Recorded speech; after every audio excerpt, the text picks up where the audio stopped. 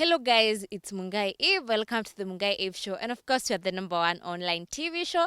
And guys, leo nimetembea. Niko, hapa ni Kajiado County. Si ndio Denno? Kabisa Kajiado County. Kajiado North to be specific. Kajiado County ni kubwa sana. Kuna Kajiado East, kuna Kajiado Central, South. Kitu kama hiyo. Kwa hivyo leo niko Kajiado North, West ni mbali. Yaani place Denno ni mbali hata kuliko kwenda Ushago. Ushago kwetu, but lazima ningefika. Watu husema ni mbali, lakini si tumezoea. Si unajua lazima uzoee home. Yeah, of course. Yeah.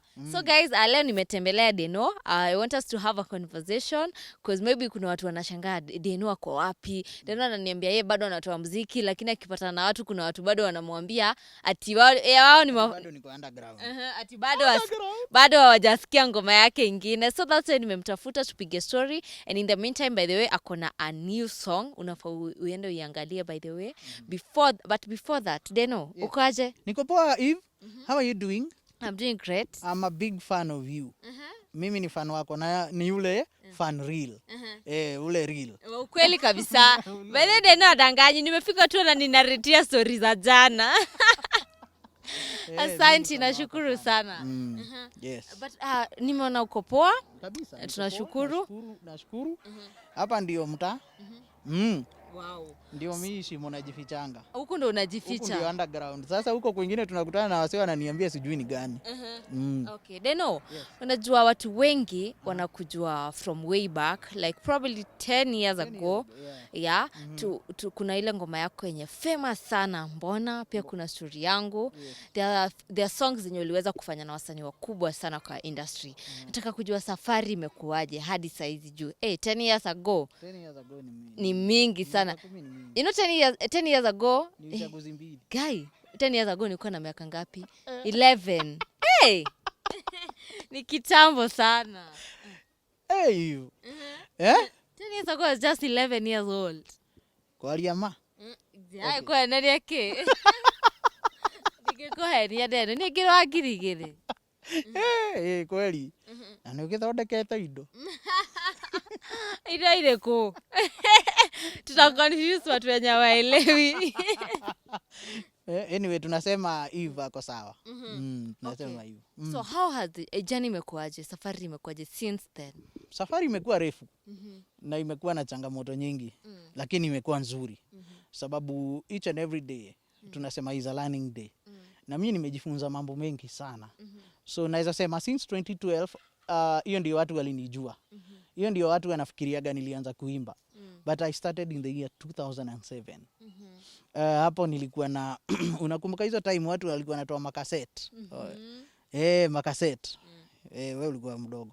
Sasa 2007 nilifanya album nikiwa na best yangu fulani anaitwa Peter. Nikafanya album ya nyimbo kama 10 wewe.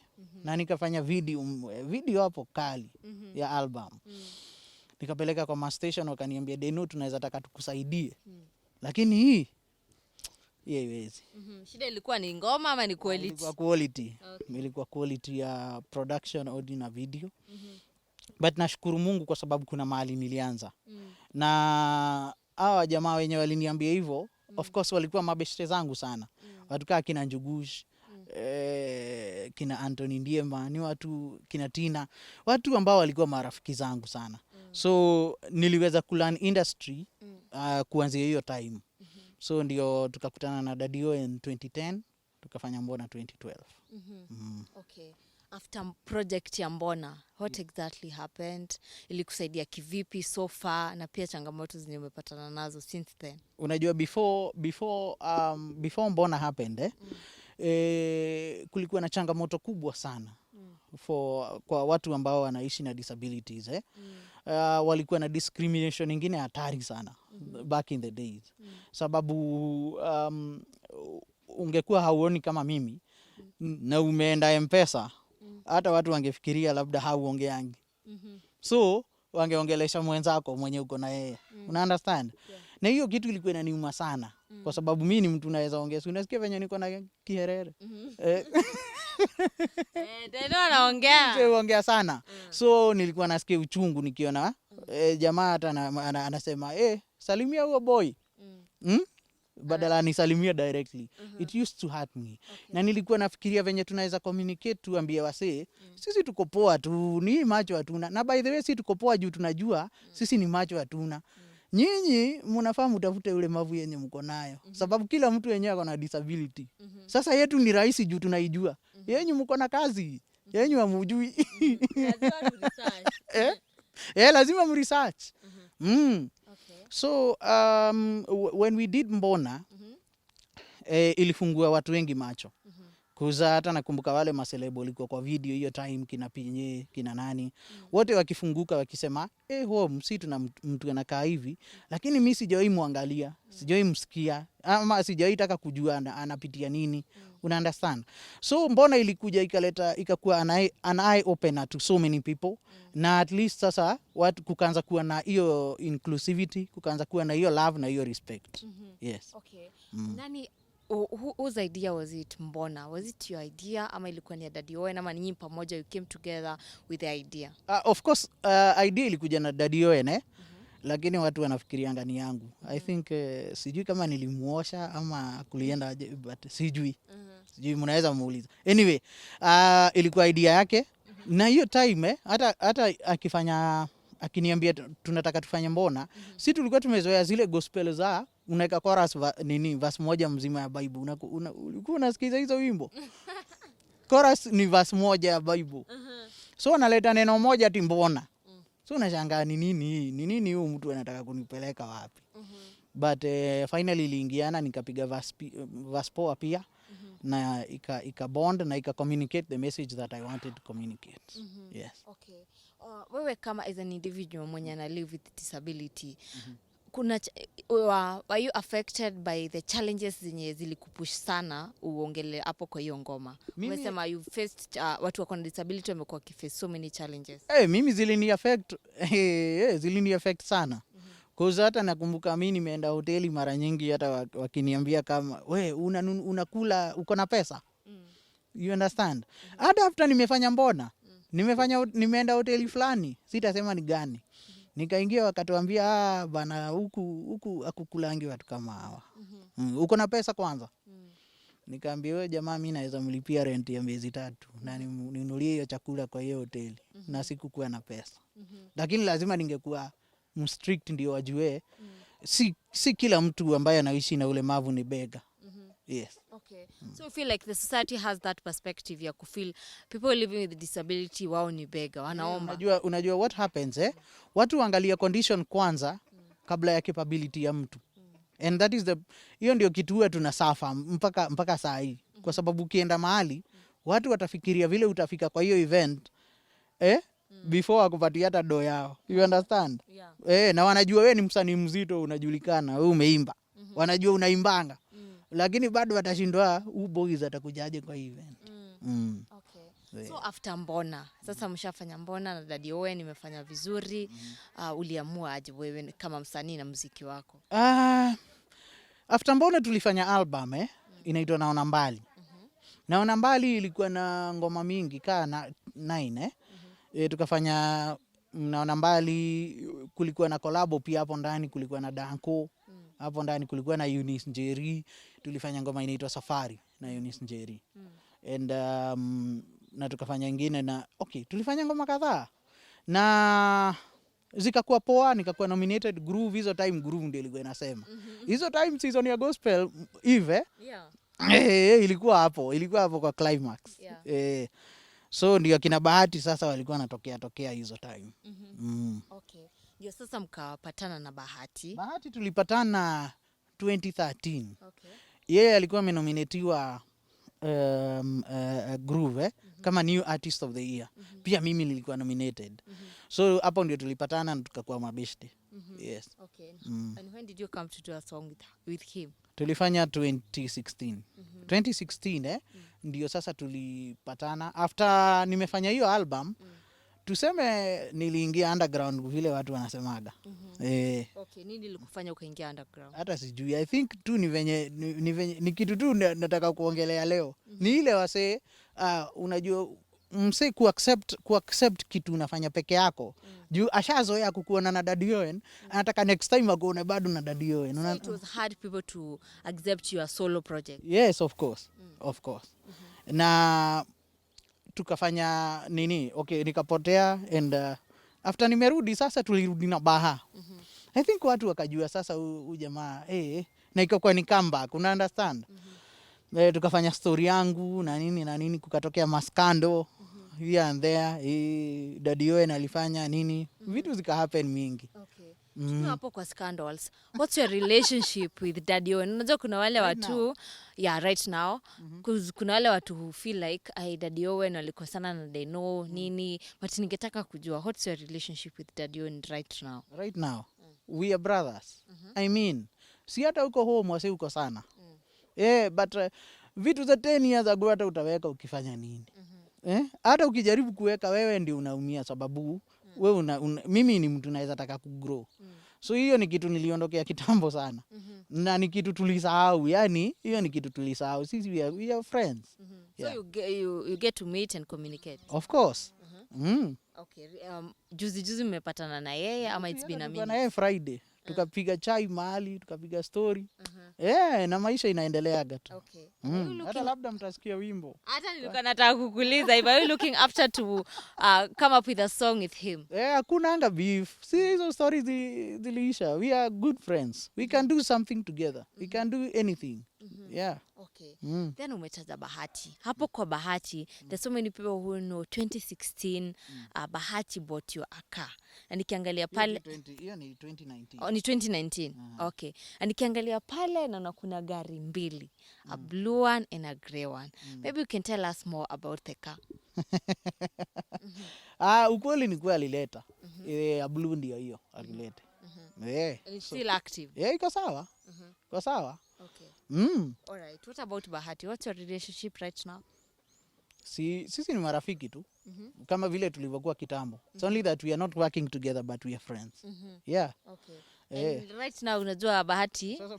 Okay, hatukuangi sure kama Bahati alikuja hii side nyingine ama ako kote. Can you do a project with him? Can you do a project with Bahati? With Bahati? Si ndio, kwa nini tusifanye? Si ndio. Kwa hivyo mnaweza tokea na love song noma sana. Love song hatari ama hata gospel hatari. Unajua sasa art is given to everyone. Na acha nikwambie, sijui kwa nini tunalaumu Bahati na hatulaumingi Kidumu. You know, I love Kidumu and I'm a big fan of Kidumu.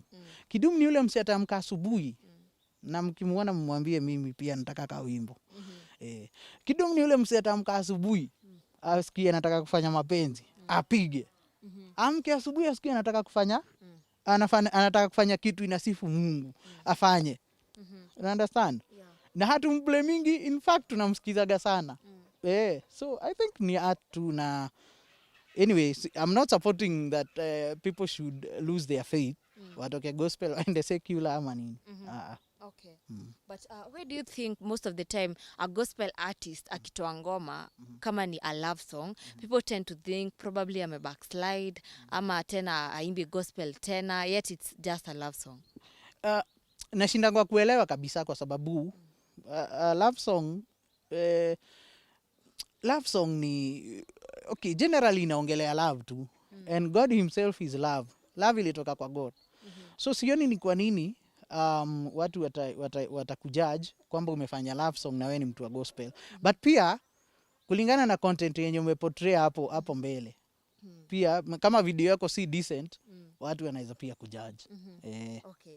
So as we speak Denno, uko na ngoma, it's a love song.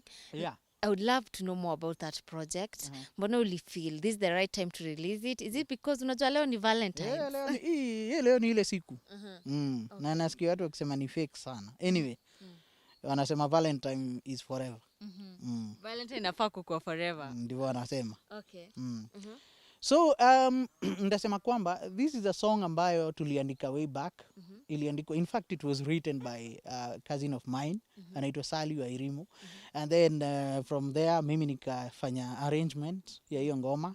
And then I got a producer from Atlanta. Anaitwa Doc. Akairecord poa ikatoka fiti. Nikasema this is the time I think tunaweza itoa kwa sababu anyway Hii ndio time watu ufikiria mapenzi sana, na ndio time watu focus na mapenzi sana. Hata kama wengine wanapiga men's conference. Okay. Nikasema niitoe tu sahi. Ebu remind them the name of the song. Inaitwa Say Yes. Say Yes. Okay, why that title? Say Yes. Ngoma yenyewe tukiandika ilikuwa jamaa anaongelesha demu wake na ana propose. So ni ile time ya wamedate for a long time na wanataka kuitake to the next level. So ikafika mahali sasa anampropozia. So ndio alikuwa anamwambia say yes. Kwa hivyo hii story ni story ya wenyewe umeandika. It's not like you're dedicating it to someone. Saa hizi kama ni kupedwa, mimi nilipedwa kitambo. Nilipedwa kitambo na nikawekwa box. Unajua you can be loved, but you can dedicate a song to someone, you know. I dedicate to all the people ambao wanna take their relationship to the next level. It is a dedication to Mungai, Eve na Trevor, kama wanaweza taka kuitake to the next level. Pia hiyo wanaweza itumia. It is a dedication to anyone who feels that this song ministers to them. Denno, wewe kama msanii mwenye amekuwa kwa industry for the longest time right now, mimi ningetaka utuambie more about what do you think about gospel industry, not actually gospel industry, the whole industry is large right now ya muziki. Industry ya muziki imekuwa ngumu kwa sababu tumedividiwa kwa sections tofauti. Kuna sections ya wale watu wanapenda kiki na kuna ya wale watu kama sisi wenye kiki hazituingii sana. So I think hiyo ndio imefanya industry kwa ngumu. You know, kitambo watu walikuwa tu wanafanya ngoma wana release. Na hata nasikianga kitambo hizo time za kina nonini hizo wakiimba ni hata wangemeet wasikizi yani ni kama mimi na wewe tu meet nikwambie nina kangoma. Hebu kasikie uniambie kanaweza kuaje. This time mtu anataka kufanya vitu kivyake. Atoke kivyake, aisukume kivyake. Na in whichever way ataisukuma. So industry imekuwa ngumu kicompare to kitambo. Okay, does it mean nowadays artists don't support each other? Mimi ndasema hivyo. Si wote kwanza okay, mimi ndasema side ya secular sana. Secular sana wanasupportiana sana. Secular wanapendana. But gospel ni man to himself, God for us all. Okay, but unajua aje secular wanapendana Denno? Unajua hauko kule. Si mimi nakaaga na relate na wao. Okay. Mimi wengi ni mabeste. So mimi naonaga pia venye wanafanya mambo huku na kule. Okay. So challenge yenye mnapitia sana nyinyi kama wasanii wa gospel ni support. Hakuna support. Manze hakuna support kabisa. Hakuna support kabisa kwa mafans. Na mimi naweza sema wacha tu nikuwe real kwa issue yako leo. Nisemee mimi kama Denno nina mafans wengi wenye wananipenda na wananisupport. Lakini kwa ukweli hawajui kitu nafanya. Right now. Hawajui. Reason being hawanifollow. Unaona? Hawajanifollow anywhere. So tukikutana na msee uko nje, ananiambia I'm a fan of you bro. I'm a fan of you. Lakini bro haututolei ngoma. Haututolei ngoma. Kwa nini bro? Na sasa hizo nimetoa ngoma juzi Eve. You know it is very frustrating to an artist. Sababu kama wewe ni fan wa mtu yenyewe, unafaa kuwa unajua ni kama uko fan wa Arsenal na unajua haujui venye Arsenal ina perform but unajua Man U venye ina perform. Na wewe unasema wewe ni fan wa Arsenal. So mimi naweza sema kuna mafans wengi huko nje na ninawa appreciate na ninawa respect. Lakini ni poa unaingia mtandao unajua Denno anafanya nini. Nilikuwa nasema juzi ati kuna wase ukuja kwa Instagram yangu wananiambia Denno ufanye kitu. Denno umetulia. Hao watu mimi hujua ni real fans kwa sababu hao wamekuja wameangalia kitu nafanya wakaona maybe hakuna kitu nafanya. Unaona? Kuliko mse unakutana na yeye anakusalimia na kwambia ngoma ya mwisho anajua ni mbona. Na mbona ni 10 years ago. It is so frustrating, but I know they are there, they are watching, they are listening. Kasa hii ukiangalia Eve, nimesema leo nataka kuwa mreal. Ukaangalia, I have so many fans. Lakini ngoma imetoka juzi. Umeona views zake? Umeziona? It doesn't translate. It doesn't translate. Na hata hapa siongelei mimi peke yangu. Naongelea pia watu wengine. The likes of akina Eunice Njeri wanaimba poa sana. The likes of akina Evelyn wanaimba poa. But mina imagine kama ni zile siku za kitambo. Siku zenye gospel ilikuwa season. Ingekuwa siku zenye gospel ilikuwa season. Does it mean right now gospel is not in season? I think it is not in season. Kwa sababu unakumbuka hata kuna siku secular ilikuwa ndio kusema. At that time secular walikuwa nalia vile saa hii tunalia. Cause hakuna mtu alikuwa na support secular artist. So I think pia ni season tu. Na season comes and go. Na tunajua season itakuja na gospel itarudi tukue sawa. But please, if you like someone, kama unakuanga minister tuna ngoma za mtu, nipo unamsupport because hiyo ndio inamsaidia kugrow as an artist. Kuna wenye art yao ni career. Unaona? So wewe usipomsupport hataweza kulipa school fees. Wewe usipomsupport hataweza kulipa bills zake za kila siku. Si ndio?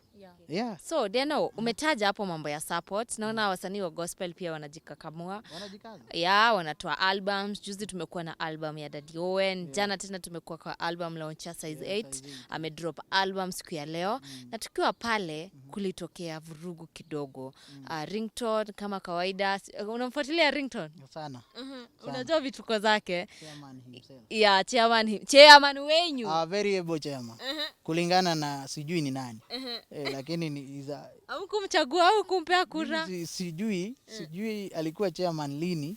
Sina hiyo habari maana sikuitwa meeting. Lakini labda wengine walimchagua. Wacha nisiseme ati hakuna mtu aliyemchagua. Okay. By any chance umepata kusikiza album ya Size 8 and what do you think about it? And also the question nilikotaka kukuuliza jana tukiwa pale Ringtone alikos fracas kidogo after Size 8 alitamani men of God wafike pale kwa pulpit so that they can present the album to God. Uliona? So ningetaka kujua views zako kama msanii wa gospel. Do you think it was wrong for Ringtone kufika pale kudedicate album ya Size 8 kama mtumishi wa Mungu? Ndasema vitu mbili. Labda kwa katika hali ya kuitwa mtumishi wa Mungu, nitasema pia mimi ni mtumishi wa Mungu. So kama aliita watumishi wa Mungu, labda yeye Size 8 alitaka kumaanisha pastors labda wangeiweka hivyo. Wangesema pastors who are here and kitu kama hiyo inge make sense. But ukisema pia mtumishi wa Mungu, hata mimi mwenyewe ni mtumishi wa Mungu. So labda ningejipata pia nikienda. So I think haiku communicatiwa vile inafaa kwa kimaoni yangu. Kulikuwa na miscommunication. Okay. But do you think it was right cause hizo drama? It was not right. It was not right. Kama Ringtone angeenda pale ambiwe hiyo si yako, si wewe umeitwa. Though haingekuwa pia hiyo ni kitu ingelengwa pia mimi kimaoni yangu. Angesimama tu hapo na hainge make nini. Angekuwa na shida yoyote. But mimi pangu hakukuwa na haja. So hata kama tuseme Ringtone alifukuzwa, take to heart mimi pangu. Mimi kama ni mimi ningetoka tu nijue hapo sikufaa kuwa. I was in the wrong place. Okay, Denno, I was asking, umepata chance ya kusikiza the album ya Size 8? Sijapata chance ya kuisikiza, maana ilitoka jana, nikasikia leo itakuwa leo. Leo. Kwa hivyo leo sijaisikiza, nitaisikiza tu nitatoa nini baadaye. But I know Size 8 because nimemsikiza sana for a long time. I believe that she is a good artist. Na so sidhani anaweza kuwa ametuangusha kwa hii album. But nilisikia wamefanya ngoma na artist anaitwa nani? Yani.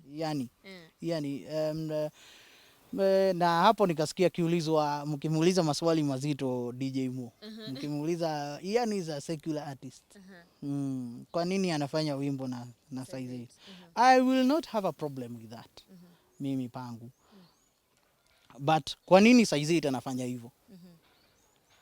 Ndarudi kwa ile kitu tulikuwa tunasema pale nyuma. Support. Anajua akifanya ngoma na mseka huyo atapata ile support anadeserve. Unaona? So inabidi tumeshikilia watu wengine wale wako ile upande mwingine ndio tupate support yetu. So it's very unfortunate. Okay, tukimalizia Denno, ongelesha mafans hapo kwa support kwanza. Waambie kitu. Nitasema hivi, kitu support si ati hatufanyi content na si ati tuko huko underground. Ni vizuri kuangalia kenye Denno anafanya. Ni vizuri kujua kwa nini Denno amenyamaza kama amenyamaza. Because most of the time mnatuambianga tumenyamaza saa zile tuko na ngoma YouTube. And so naambia hivi kwa unyenyekevu, very humbly, please get on to my YouTube channel at Denno Music. Msikize hiyo ngoma na mniambie kama inaweza ama next time naweza fanya nini. Si ndio? Follow me on Facebook and Instagram at Denno Music. Na of course tuendelee kuona pia show ya Eve. Kwa sababu I admire Eve, nilikuwa namwambia. Na Trevor usinichape.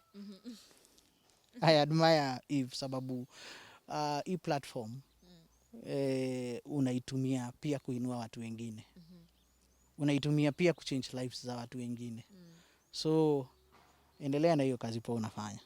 Endelea na hiyo kazi poa unafanya. Okay, thank you so much, Denno. We appreciate for the opportunity. And in case guys you're watching this video, imagine guys, we're almost 500k subscribers. Yani tuko watu 500k. Imagine each and every one of us getting to Denno's YouTube channel. You subscribe na muwatch hiyo ngoma. Hata si lazima ikuwe wote, hata half. Mfike pale, you umwatch hiyo ngoma cause it's a very nice song. Iyo say yes, it's a very nice song. Yani the vocals, everything is so nice. And especially today being on Valentine, unafaa uangalie. Hiyo ndio kitu yenye imebaki usikize so that your Valentine iishe vizuri. Anyway guys, make sure you subscribe. The link is down below. Click the subscribe button.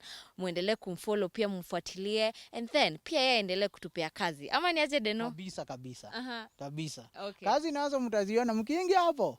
Kazi mtaziona. Tutazipata wenye wanasema Denno amelala. Amenyamaza. Mtaziona tu. Okay. In fact mtasikia ngoma hamjawahi sikia. All right. Anyway guys, it has been the Mungai Eve show. In case you haven't subscribed to my YouTube channel, subscribe. We meet in the next video.